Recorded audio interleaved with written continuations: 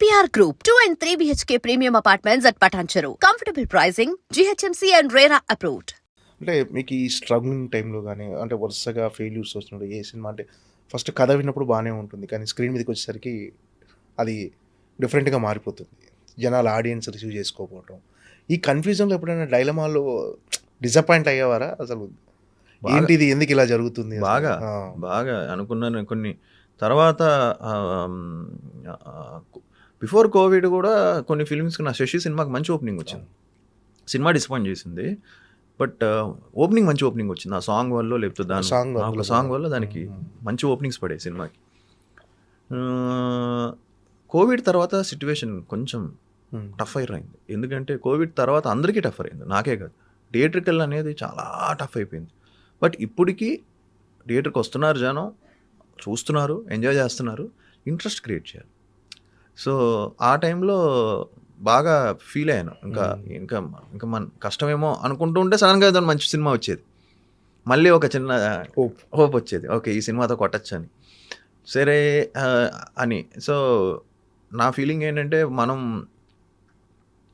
మనకు ఆపర్చునిటీస్ వస్తాయండి ఏదో రకంగా, but we should never give up. Yes. మనం గివ్ అప్ ఇచ్చామంటే కష్టం. ఎందుకంటే డాడీకి ఇప్పుడు he's very busy as a character artist. ఎన్ని సినిమాలు అన్నీ ఈ లాస్ట్ 2 years నుంచి చాలా బిజీగా ఉన్నారు. ఆయనకి ఆ మధ్యలో కొంచెం ఆయన కూడా చిన్న ఇదైంది. కానీ ఇప్పుడు is no looking back. Is every year is doing 10 films 12 films. So ఆయనకి చాలా బ్రేక్ వచ్చింది, ఆయనకి చాలా సినిమాలు వస్తున్నాయి. సో బాబాయ్కి కూడా లేట్గా వచ్చింది. బాబాయ్కి అరౌండ్ 40 years 42 yearsకి బ్రేక్ వచ్చింది. ఓకే. మా రేవి బాబాయ్కి కన్నడలో ఇప్పుడు most biggest villain. So maybe నాకు కూడా కొంచెం ఇంకా లేట్గానే వస్తుంది అనుకుంటా. ఓకే. అంటే ఒక టైంలో అంటే ఏ కథలు విన్నా కన్‌ఫ్యూజ్ అయ్యే వల్ల అసలు జనాలు ఏ కథలు చూస్తున్నారు, ఎలాంటి కథలు రిసీవ్ చేసుకుంటున్నారు అనే కన్‌ఫ్యూజన్ ఉండేది అసలు. అంటే మీరు విన్నప్పుడు బానే ఉంటుంది. స్క్రీన్ మీదకి వెళ్ళేసరికి డిఫరెంట్ అయిపోతుంది అంత సినిమా. లేదండి, అంటే నేను అదే చెప్తున్నాను కదా, సినిమా నేను చేసిన కథలు మీరు ఒకసారి వెళ్ళి చూడండి. నేను చాలామంది వచ్చి మీ టాప్ గేర్ చూసామండి అమెజాన్లో బాగుంది సినిమా అంటారు, మీ క్రేజీ ఫెలో చూసామండి బాగుంది అన్నారు. అరే బాగుందా, మరి థియేటర్లో ఎందుకు చూడలే అని అనుకున్నామండి. అంటే దీనికి మించి ఏదో ఒకటి ఉండాలి థియేటర్కి రావాలంటే. అంటే బిఫోర్ నుంచే ఒక హైప్ క్రియేట్ అవ్వాలి, ఆ సినిమా ఇది థియేటర్లో ఎక్స్పీరియన్స్ చేయాలని రావాలి, జనాలు ఓపెనింగ్స్ తీసుకురావాలి, దానికి సంథింగ్ ఎక్స్ ఫ్యాక్టర్ యాడ్ అవ్వాలి, ఏదో ఒకటి యాడ్ అయ్యి ఏదో ఒక ఎనర్జీ యాడ్ అయ్యి దాన్ని లాగాలి. దానివల్ల కన్ఫ్యూజ్ అయ్యాను. నేను కన్ఫ్యూజ్ అవ్వలేదని చెప్పలేదు, అయ్యాను. కంటెంట్ డ్రివెన్ ఫిల్మ్సే చేశాను, కమర్షియల్ వదిలేశాను నేను. యాక్చువల్లీ మీరు చూస్తే నేను కమర్షియల్ ఫిల్మ్స్ అసలు చేయడం మానేశాను. చాలా రోజుల నుంచి నేను కంటెంట్ డ్రివెన్ ఫిల్మ్సే చేస్తున్నాను. నా స్ట్రెంతే సాంగ్స్, డ్యాన్సులు, ఎంటర్టైన్మెంట్. నేను డ్యాన్సులు సాంగ్స్ కూడా లేదు, కంప్లీట్ కంటెంట్ డ్రివెన్ ఫిల్మ్సే చేస్తున్నాను. సో దానివల్ల ఓటీటీలో అవి పే చేసాయి. కంటెంట్ డ్రివెన్ ఫిల్మ్స్ అన్నీ బాగా చూశారు, బట్ థియేటర్లో మిస్ అయినాయి. సో కన్ఫ్యూజన్ ఉంది, అంటే ఉండింది. బట్ నా ఫీలింగ్ ఏంటంటే ప్రాపర్ కంటెంట్ చేస్తే, మంచి సినిమా చేస్తే గుర్తిస్తారు ప్రేక్షకులు 100% అనే ఫీలింగ్ ఉంది. ఇప్పుడు కొంచెం చేసే నెక్స్ట్ బంచ్ అన్నీ కూడా ఇదివరకు చేసిన మిస్టేక్స్ ఏం చేయట్లేదు, ఇప్పుడు అన్నీ రెక్టిఫై చేసుకున్నా. ఇప్పుడు నెక్స్ట్ చేసే సినిమాలు ఇప్పుడు శంబాలా కానీ, నెక్స్ట్ ఈటీవీ విన్కి సబ్ ఇన్స్పెక్టర్ యుగంధర్ అని ఒక ఎక్సలెంట్ థ్రిల్లర్, అది చాలా బాగా వచ్చింది. అది కూడా ఆల్మోస్ట్ 90% షూటింగ్ కూడా మొత్తం అయిపోయింది, ర్యాప్డ్, ఓన్లీ డబ్బింగ్ ఒకటే బ్యాలెన్స్ ఉంది. నెక్స్ట్ సినిమా అది చాలా కేర్ తీసుకుని చేసాం. ఓకే.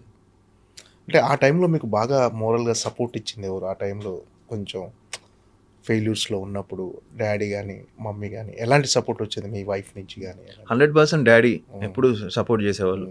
మనం ప్రయత్నం మనం చేసుకుంటూ వెళ్ళాలరా, మనం ఏమి ఇది అవ్వకూడదు అని డాడీ. మమ్మీ ఎప్పుడు ఎంకరేజింగే, ఎందుకు అంత స్ట్రెస్ తీసుకుంటావు, చిల్ అన్నట్టు ఉంటుంది మమ్మీ, డోంట్ టేక్ అని. మా వైఫ్ ఎప్పుడు సపోర్ట్ చేస్తూ ఉంటుంది. మా వైఫ్ ఏంటంటే ఆల్మోస్ట్ 10 years అయిపోయింది మాకు మ్యారేజ్ అయ్యి. తను కూడా షీఈస్ వెయిటింగ్ ఫర్ తన సక్సెస్ చూడాలి. నేను we are all waiting for that success.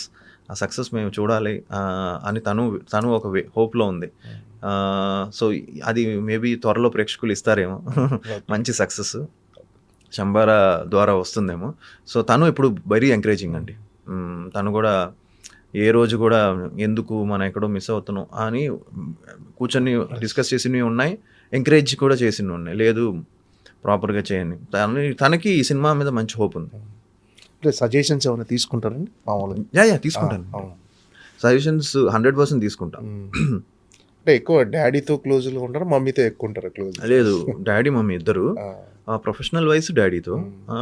ఇంకా ఏదన్నా కావాలన్నా ఏదన్నా ఉన్నా ఏదన్నా అంటే డాడీని అడగను, మమ్మీని అడుగుతాను. అందరిలాగా ఆల్ బాయ్స్ చేసేలాగా డాడీని అడగాలంటే చిన్న భయం ఉంటుంది అండ్ గిల్ట్ ఉంటుంది. డాడీని అడుగుతామని. పాప ఆయన కష్టపడి సంపాదిస్తున్నాడు కదా, మనం ఏం అడుగుతామని. ఓకే, ఓవరాల్గా ఇప్పుడున్న పొజిషన్ పట్ల హ్యాపీగా ఉన్నారా సార్? అంటే 2011లో లవ్లీతో కెరీర్ స్టార్ట్ చేశారు, మీ తర్వాత చాలామంది హీరోలు వచ్చారు. అంటే ఒక్కొక్కసారి అనిపిస్తుంది డెఫినెట్గా మనం పైకి ఎలా ఉన్నా లోపల ఒక హీరో టాప్లోకి వెళ్ళిపోయిన తర్వాత మనకుంటారే మనం ఇంకా కష్టపడాలేమో అలా అనిపిస్తుందా సార్ ఎప్పుడన్నా? 100% అనిపిస్తుంది. అనిపిస్తుంది. చాలా చాలా ఎఫర్ట్ పెట్టాలండి, ఇప్పుడు అంత ఈజీ కాదు అనిపిస్తుంది. ఎవ్రీ ఫిలిం అనిపిస్తుంది, ఇప్పుడే కాదు ఎవ్రీ ఫిలిము అనిపిస్తుంది. ఎవ్రీ ఫిలిం నేను నా హానెస్ట్గానే నేను 200% పెట్టే చేస్తాను. ఎప్పుడు నా పెర్ఫార్మెన్స్ ఎప్పుడు డల్గా కానీ ఎప్పుడు నేను చేయలే, మ్యాక్సిమం నా ఎఫర్ట్స్ పెట్టే చేస్తాను. ఇప్పుడు ఉండే పొజిషన్ బాగుందా అంటే ఇప్పుడు 100% నేను అనుకున్న అంటే నేను ఉండాల్సిన పొజిషన్లో ఇంకా 100% లేను. అది ఉండాలి అంటే ఇంకా చాలా హార్డ్ వర్క్ చేయాలి, చాలా కష్టపడాలి.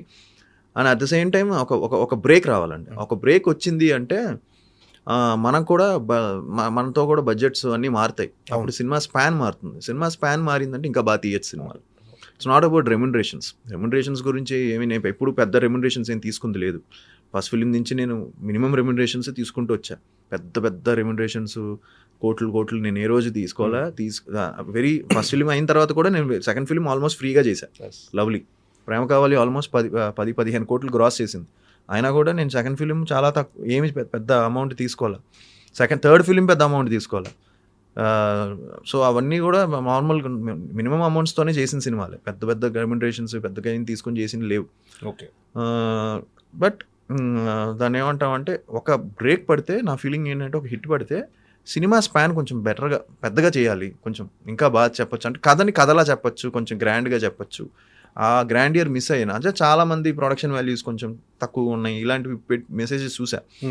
కొంచెం ఇంకా బాగుంటే బాగున్నాం అని. సో అది బాగుండాలి అంటే మనకి ఒక మనతో పెట్టి సేఫ్ అయ్యే కాకుండా కొంచెం రిస్క్ తీసుకొని సినిమా తీసే వాళ్ళు వస్తే మనకి యాడ్ అవుతుంది, మనకి హెల్ప్ అవుతుంది. అంటే మీ రిజర్వ్స్ మోర్ అయినా కూడా అంటే చాలా సంవత్సరాల నుంచి కష్టపడుతున్నారు, అది యాజ్ యాక్టర్గా ఎప్పుడు ఫెయిల్ అవ్వలేదు. యాజ్ అ కంటెంట్ ఎక్కడన్నా మిస్ఫైర్ అవ్వచ్చు, కానీ యాజ్ యాక్టర్గా ఎక్కడ ఫెయిల్ అవ్వదు. ప్రతి సినిమాకి మీరు అదే ఎఫర్ట్ పెడుతున్నారు, ప్రతి సినిమాకి ఒక కొత్త సినిమా అందించాలని మీరు తపన పడుతున్నారు. బట్ ఏంటంటే అన్ని చుట్టుపక్కల అన్ని పంచభూతాలన్నీ అన్నీ సహకరించాలి. సో ఒక టాలెంట్తో పాటు కొంచెం ఒక అదృష్టం కూడా తోడవ్వాలని. సో ఇది మీరు బిలీవ్ చేస్తారా? అన్న నా ఫీలింగ్ 70-80% సినిమా అనేది డైరెక్టర్స్ చేతిలో ఉంటుందండి. మనం ఎంత ఎక్స్ట్రాడినరీగా చేసినా ఎంత చేసినా ఫైనల్గా వచ్చేసరికి ఇట్స్ కంప్లీట్లీ మూవీ అనేది అంత ఈజీగా. Director is the captain. So main మంచి డైరెక్టర్ పడాలి. మంచి డైరెక్టర్ పడితే ఆటోమేటిక్గా అన్నీ సెట్ అవుతాయి, అన్నీ కుదురుతాయి. డైరెక్టర్ కొంచెం ఆఫ్కి వెళ్ళిపోయిందంటే అది ఎటో వెళ్ళిపోద్ది సినిమా, అది ఎటో వెళ్ళిపోద్ది అది. సో డైరెక్టర్ని బట్టే ఉంటుంది సినిమా. ఆర్టిస్టులు అనే వాళ్ళు ఏంటంటే ఎవ్రీ యాక్టర్కి ఒక మంచి డైరెక్టర్ ఒక సర్టెన్ పాయింట్లో పడితే వాళ్ళు లైఫ్ మారుతుంది. నేను అబ్జర్వ్ చేస్తే మీరు చాలామంది కెరియర్స్లో చాలామంది స్టార్స్ హీరోస్ చాలా మంచి డైరెక్టర్స్లో పడిన తర్వాత వాళ్ళతో ఒక 2-3 సినిమాలు చేస్తే వాళ్ళకి అవి హిట్లు పడిన తర్వాత వాళ్ళ గ్రాఫ్ మారిపోయింది. So I feel movie is all about packaging. అది నేను నాకు బాగా క్లోజ్ ఫ్రెండ్ నాకు చెప్తూ ఉంటాడు ఇప్పుడు. ఒక మాస్ సినిమా చేస్తే ఒక ప్రాపర్ మ్యూజిక్ డైరెక్టర్ పెద్దోడు, ఒక ప్రాపర్ హీరోయిన్, కమర్షియల్ హీరోయిన్ పడాలి, ప్రాపర్ సెటప్ పడాలి, ప్రాపర్ విలన్ పడాలి. అప్పుడు నువ్వు ఒక మాస్ సినిమా చేసావంటే ఆ లుక్ వస్తుంది. So it's all about package.